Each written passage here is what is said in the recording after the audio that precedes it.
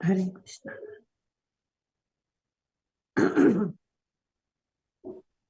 तो आज हम श्रीमद् भागवतम के चौथे स्कंद के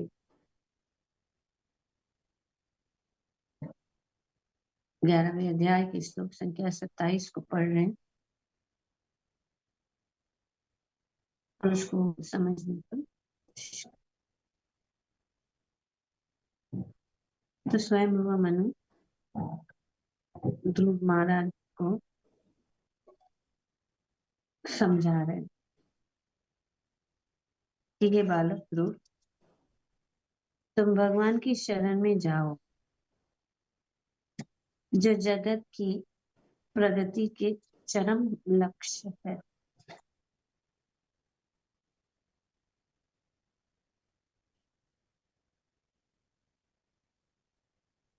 ब्रह्मांडी सहित सभी देवगण उनके नियंत्रण में कार्य कर रहे हैं। जिस प्रकार नाक में रस्सी पड़ा बैल अपने स्वामी द्वारा नियंत्रित किया जाता है।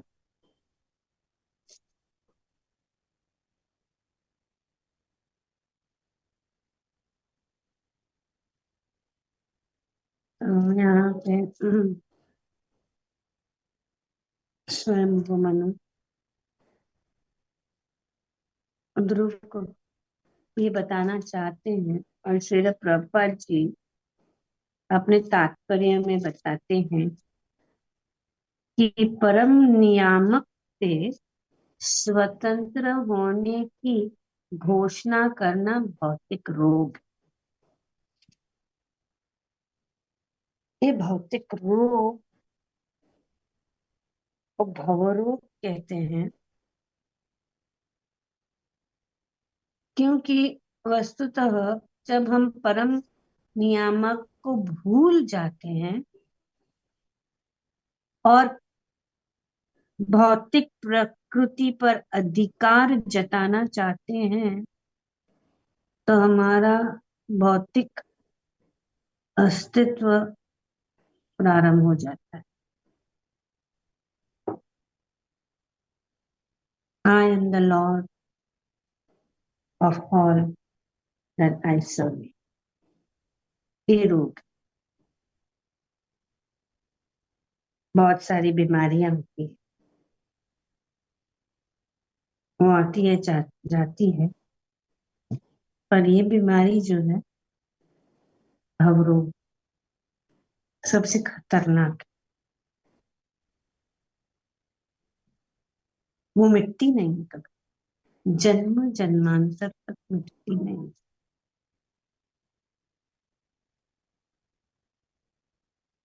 तो इसीलिए ये बहुत ही अनिवार्य है कि हम ये सब जानें और हम इस भौतिक जगत में हैं जहाँ पे भौतिक शक्ति प्रबल है, भौतिक वातावरण में हम रह रहे हैं, बहुत कठिन है ये समझना। और अगर हम समझे भी कि हम, जैसे प्रभुपाद कह रहे हैं कि हम डिजीज्ड कंडीशन में घूम, सब जो है क्या है, रोगी। ऐसा नहीं है कि जिसके पास शारीरिक रोग नहीं है, जिसके पास शारीरिक पीड़ा नहीं है वो रोगी नहीं है, सब रोगी। क्योंकि शारीरिक पीड़ा से भी बढ़कर रोग क्या है, भव रोग।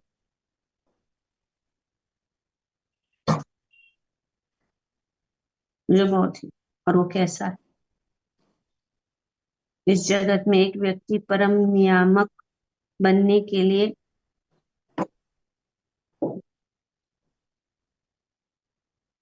बहुत प्रयत्न कर रहा है, चाहे वे व्यक्तिगत हो, राष्ट्रीय स्तर पर हो, सामाजिक हो, अथवा अन्य रूप में हो। सभी जो है इस भौतिक जगत में अपना प्रभुत्व जताने की कोशिश में है, और यही सबसे बड़ा रोग है।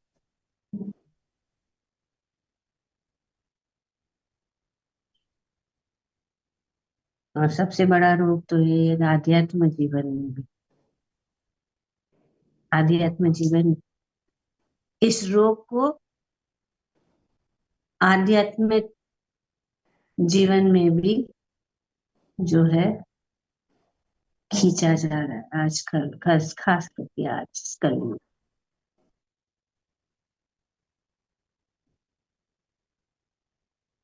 भगवान के नाम पे बहुत सारा कार्य हो रहा है, धर्म के नाम पे बहुत सारे कार्य करके हम कर रहे हैं,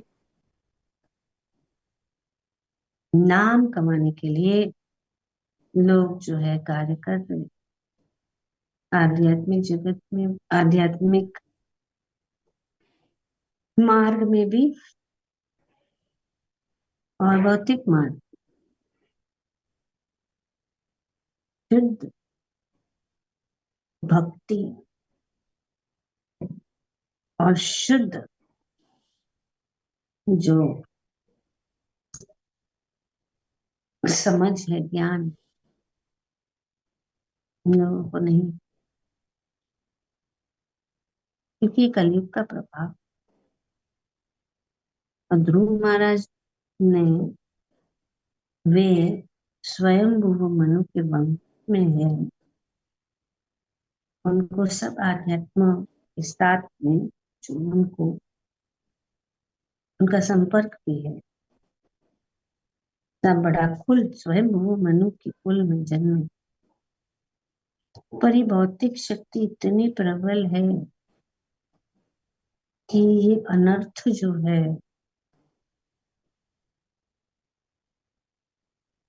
से दूर होना कठिन है। काम, क्रोध, लोभ, मद, मत्सर्य।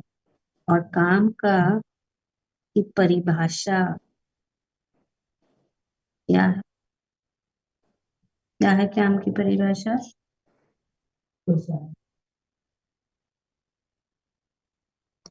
भौतिक इच्छा। Yes, yes. मान, प्रतिष्ठा और ख्याति, this is also lust. Prestige, adoration and fame, this is lust. तो यहीं पे, यहाँ पे प्रभुपाद जी बताते हैं कि व्यक्तिगत रूप से, राष्ट्रीय स्तर पर, सामाजिक स्तर, अन्य रूपों में है। ध्रुव महाराज ने अनेक ध्रुव महाराज को उनके पितामह ने युद्ध करने के लिए मना किया, क्योंकि उनको चिंता थी कि ध्रुव व्यक्तिगत आकांक्षा के कारण यक्षों की समग्र जाति को युद्ध में विनष्ट कर देने पर तुले हुए। ऐसा नहीं है कि ध्रुव ने पहले ज्ञान नहीं था, वो आध्यात्मिक, उनको भगवान का दर्शन मिला, भगवान ने उनको भक्ति प्रदान की, फिर भी ये व्यक्तिगत आकांक्षा very significant point Prabhupada ji.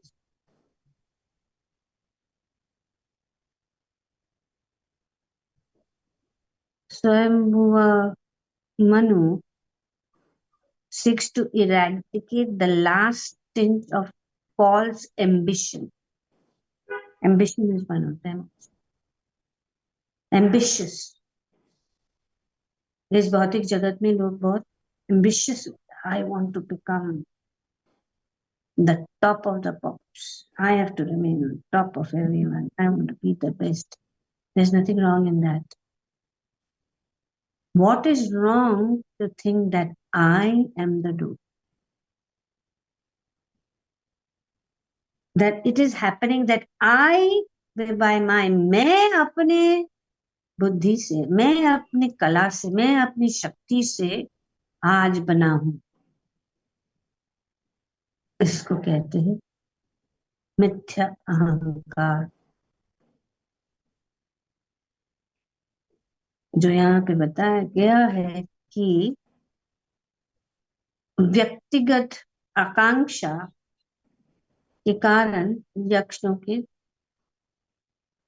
तो उनका एम्बिशन अभी ये था, अभी यही भौतिक है कि ये यक्ष के कुछ एक व्यक्ति ने मेरे भाई को मारा तो मैं पूरे यक्षों का खानदान खत्म कर, किसी को भी नहीं छोड़ूंगा.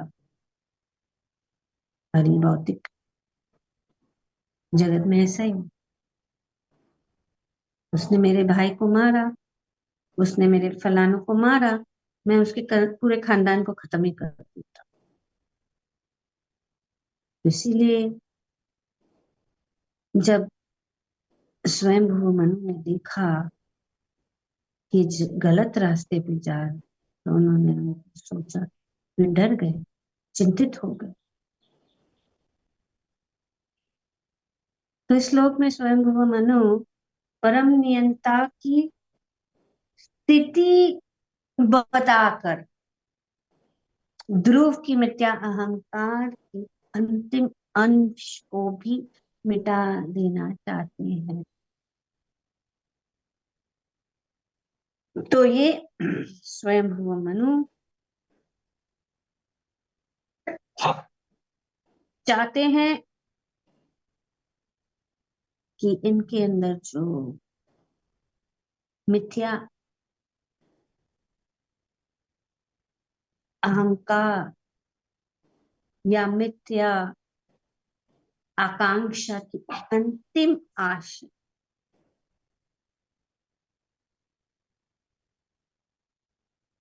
अब ध्रुव महाराज ने भगवान से प्रार्थना की कि मुझे कोई आकांक्षा नहीं, मैंने तो आपके दर्शन पाकर, मैंने तो आपके दर्शन पाकर सब कुछ पा लिया, अभी कुछ पाने की जरूरत नहीं, मुझे कुछ नहीं चाहिए. तो अगर ध्रुव महाराज के साथ ऐसा हो सकता है तो हमारे साथ क्यों नहीं हो सकता? ये शिक्षण है. ऐसा नहीं है, हमें नहीं सोचना चाहिए कि ध्रुव ने कैसा ऐसे सोचा. ध्रुव तो दिव्य है, भगवान की कृपा उनके ऊपर है, पर भगवान हमें इस माध्यम से हमें ये शिक्षण दे. ये माध्यम है कि हम सोचते हैं कि हम तो बड़े भक्त हैं, हम तो जानते हैं, भगवान से बोलते हैं हमें कुछ नहीं चाहिए, पर एक्चुअली हृदय के अंदर सब कुछ है. सबसे बड़ा ये मान सम्मान ख्याति,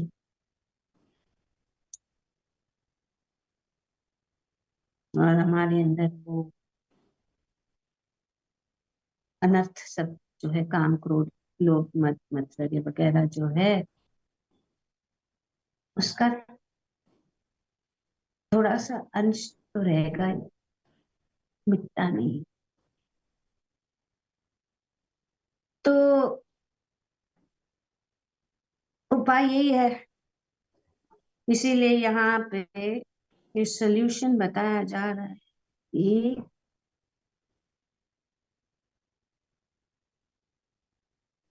भगवान जो परम नियंता की स्थिति कि परम नियंता कौन है। परम नियंता कौन है? भगवान है। भगवान। यस, तो भगवान है सब। जो भी होता है वो भगवान की इच्छा से होता है। तो इसीलिए हमें राग और द्वेष, लोभ, मोह, मद, क्रोध, काम, किसका काम, किसका क्रोध हो, तुम क्या अधिकार है? बैल की, यहाँ पे बताया गया है कि देवताओं भी भगवान के नियंत्रण में कार्य कर रहे हैं। जिस प्रकार नाक में रस्सी पड़ा बैल अपने स्वामी द्वारा नियंत्रित किया जाता है, उसको कोई स्वतंत्रता नहीं है।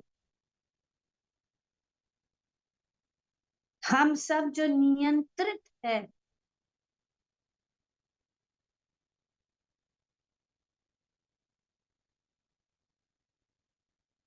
भगवान के द्वारा जो कुछ भी हो रहा है। अब स्वामी बैल को जहां ले जाना चाहता है वो बैल जाता है। तो भगवान हमें जहां ले जाना चाहते हैं, मतलब ले जाना चाहते हैं कि जो भी अवस्था में हमें रखना चाहते हैं उसे हमें स्वीकार करना है, क्योंकि वे तो नियंत्रण, वे सब जानते हैं, वे ही सबके पालनहार है। तो किसी के प्रति क्रोध, किसी को दुश्मन, किसी को मित्र, किसी को अच्छा, किसी को बुरा, कोई किसी को काला, किसी को गोरा, किसी को ऊंच नीचा नीचा, सब भगवान के लिए हो रहा है अपने कर्म के अनुसार, जो आगे पहले हम पढ़ चुके हैं। तो यहाँ पर मृत्यु अमृतम सल सार्थक है, जिसका अर्थ है मृत्यु तथा अमरता। भगवान भगवत गीता में बताया, कालोस्मि, मैं काल के रूप में आता और सब कुछ हर लेता हूँ।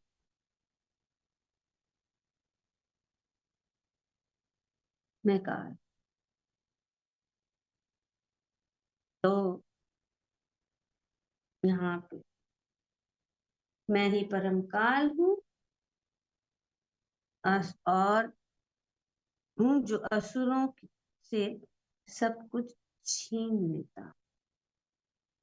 असुरों का कार्य प्रकृति के बनकर जीवन संघर्ष करते रहते हैं।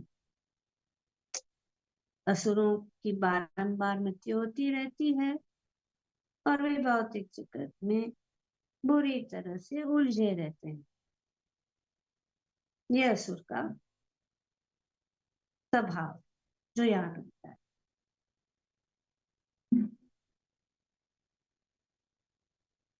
असुर मतलब जो भगवान को नहीं मानते, अपने आप को ही स्वामी मानते हैं, अपने आप को ही स्वामी बनाना चाहते हैं, और वे जो है जन्म मृत्यु के चक्कर में फंसे रहते हैं। तो जो भक्त भगवान की निरंतर सेवा करते रहते हैं, उन्हें पहले ही अमृतत्व प्राप्त हुआ है। तो मृत्यु और अमृत, भक्त के पास पहले से ही वो अमृत प्राप्त, जैसे ही हम भगवान की शरणागत हो जाते हैं, भगवान के सामने हम झुक जाते हैं, भगवान को ही हमारा स्वामी मान लेते, उसी क्षण में जो है हम अमर बन जाते। तो ये अमृत, तो पर दूसरा साइड ऑफ द कॉइन, मृत्यु। मृत्यु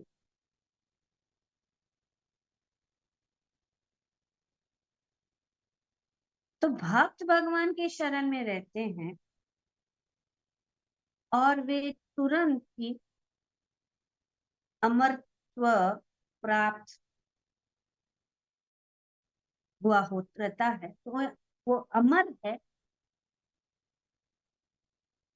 क्योंकि इस जीवन में जो भी करता है उसे अगले जन्म में भी करते रहे भी हो, हमें भक्ति में लगे रहना चाहिए। जैसे हम पहले भी हम बता रहे थे कि हर एक को कुछ कार्य अच्छा लगता है, सब इसीलिए वेरीगेटेडनेस है। बहुत सारी चीजें हैं जो भगवान के संबंधित है, जो हम जो सबको नहीं पसंद होगा, पर कुछ एक चीज पसंद,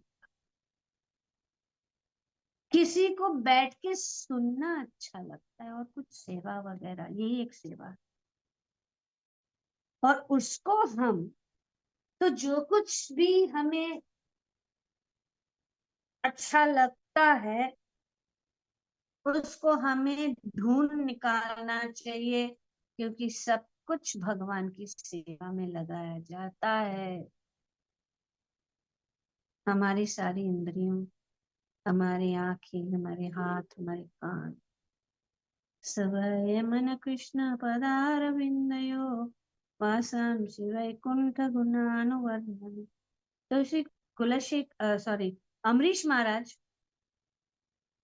उन्होंने बताया कि कैसे हम हर एक चीज या कोई भी एक चीज, श्रवणम कीर्तनम विष्णु स्मरणम पाद सेवनम अर्चनम वंदनम दास्यम साख्यम आत्मनिवेदनम,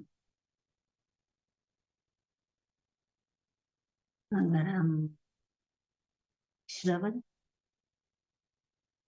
अच्छा लगता वो करो, पर नित्यम भागवत से ऐसा नहीं, कभी कभी जब टाइम मिलता है तो फिट कर दो।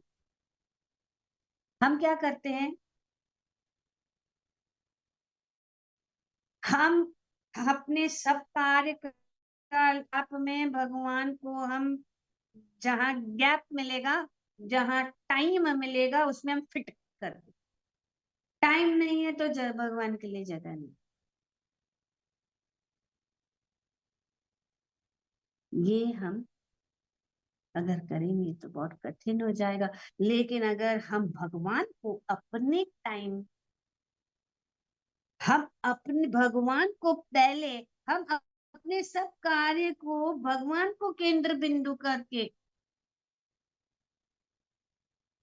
करेंगे कि भगवान पहले, हमारा सब कुछ छूट जाए, इस भौतिक जगत की जो भी चीजें हैं छूट जाए, लेकिन हमारी भगवान की जो सी छूटनी चाहिए कभी भी, कुछ भी हो।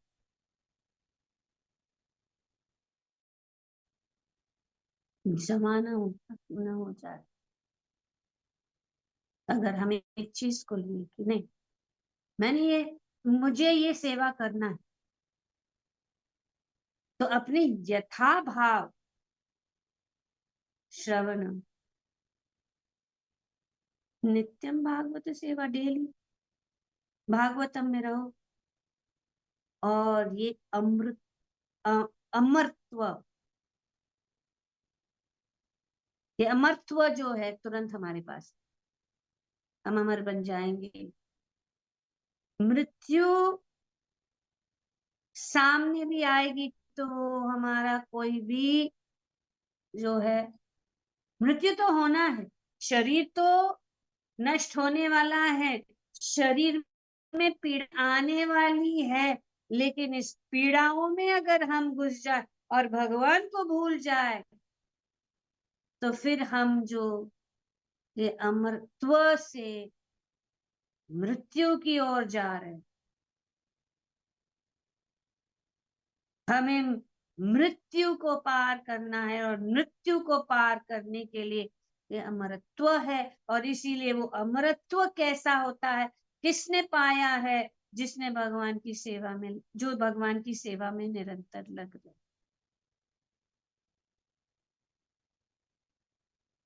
तो आप लोग तब जो है, जो नित्यम भाव में लगे हैं,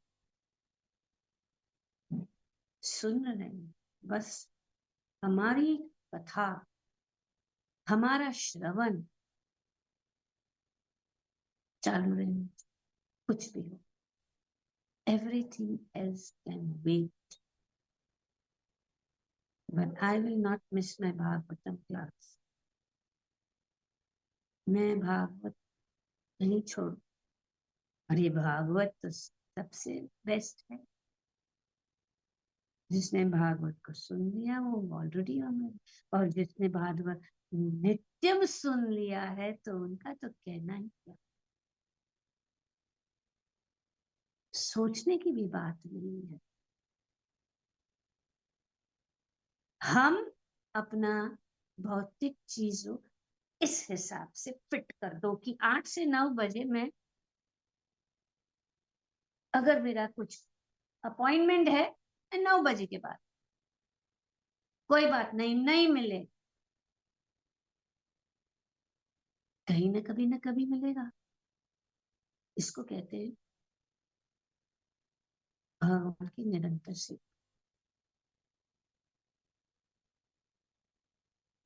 ये अमर बनना इस जीवन में, तो इसीलिए जीवन मुक्त भक्त जो है क्या है, जीवन मुक्त है। कितनी सारी बातें हैं, खास करके हम माताएं जो है, आज कुछ करना है, आज कौन आने वाला, आज मेहमान आ रहा है, आज इनका शादी है, आज ये है, वो ऑफिस जाना है, वो करना है। अभी तो किसी का कोई अगर कुछ करना चाहता है तो कोई एक्सक्यूज नहीं है। आज इस आधुनिक युग में हम चलते फिरते कहीं पे भी जो है भगवान के साथ हमारा जो नित्य सेवा है उसको हम कर सकते हैं। चाहे हम ट्रैवलिंग कर रहे हैं, कहाँ पे भी जा रहे हैं, उस सेवा को नहीं छोड़।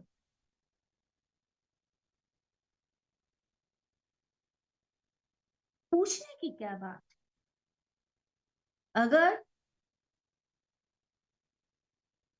हम नहीं कर सकते तो कुछ तो करो, आधा तो करो, पूरा नहीं कर सकते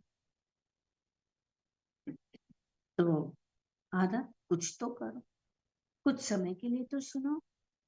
अभी तो मोबाइल तो सब जगह, हम चलते चलते फिरते फिरते रास्ते पे कथा सुन सकते हैं, और वो भी संग में, और वो भी क्रमशः। ऐसा नहीं कि वो, उसमें भी हम चूज करते हैं, हमको ये अच्छा लगता है सुनना, तो आज हम ये लेक्चर सुनेंगे। हाँ ये है, ये जो है प्रभु जी, यही गुरु जी ये अच्छे बताते हैं उनको, ये हम ये भी वो भी चॉइस। पर जो हम नित्य करना है, क्या है, क्या हम नित्य नित्य पढ़ने से भला लाभ है?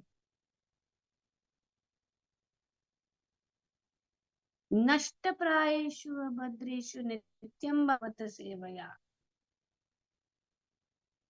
बताया गया है शास्त्र में।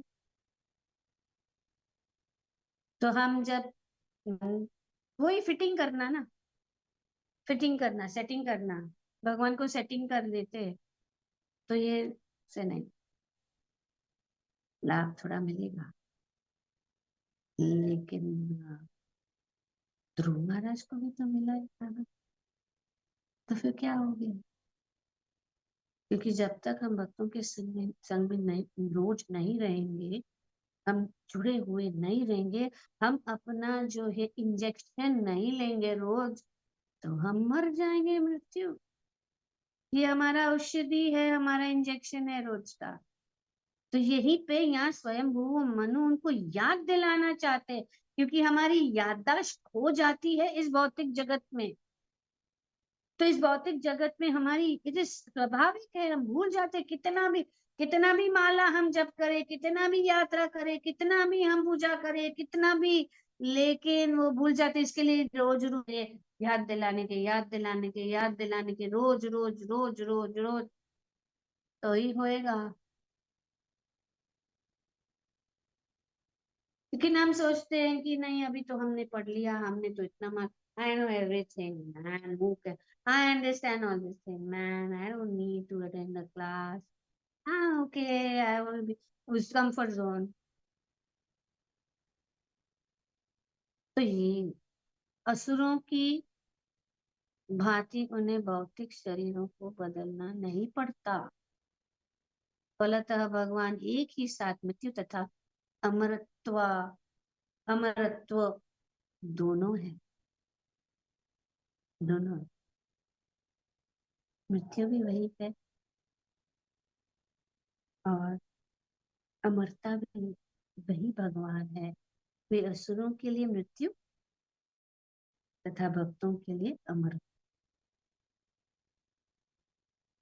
वेरी नाइसली उसमें जब उन्होंने लिटिल कृष्णा बनाया, तो जब भगवान असुरों को मारते हैं और वो मारने जा रहे हैं ना, तो उनको दर्शन मिलते हैं वासुदेव रूप में, कि वे अभी वो मृत्यु के रूप में आए मेरे साथ, मैं कौन सा बड़ाई था, और मृत्यु के रूप में आ गए। तो मृत्यु के रूप में आते हैं भगवान, और भक्तों के लिए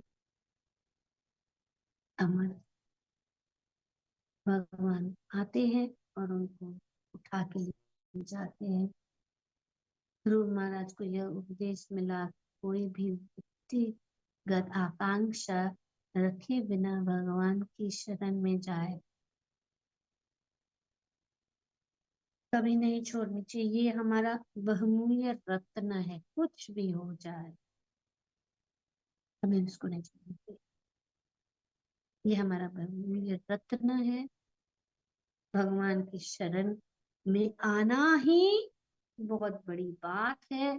इतने सारे लोग घूम रहे हैं मुंबई में, जयपुर सिटी में, या जिधर भी, पुणे सिटी में, या बैंगलोर सिटी में, या अमेरिका में, या कहीं पे भी, हर लोग, तो कितने लोग भगवान की शरण में आ गए? बहुत कम, क्योंकि भगवान की शरणागति सबके लिए नहीं, संभव नहीं है। पर जिसको मिला है उसको बनाए रखना बहुत जरूरी है, और इस बनाए रखने के लिए संग में रहना बहुत जरूरी है।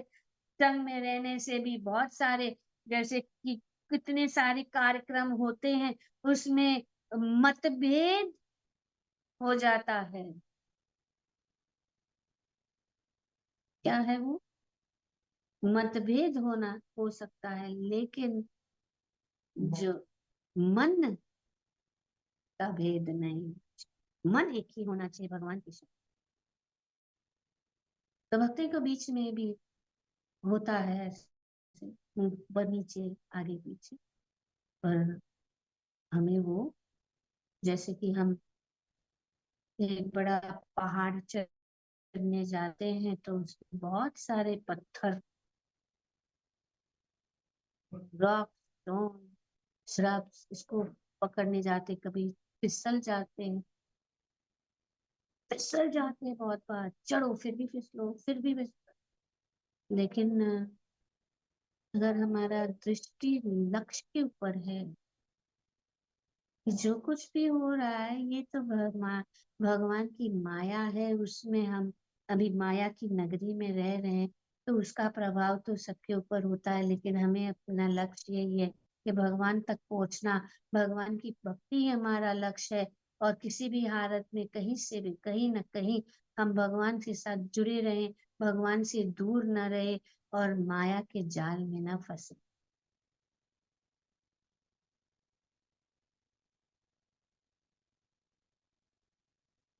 तो यहाँ पे यहाँ पर ये बताया दिया गया है, केवल अज्ञानी पुरुष ही देवताओं की पूजा करता है।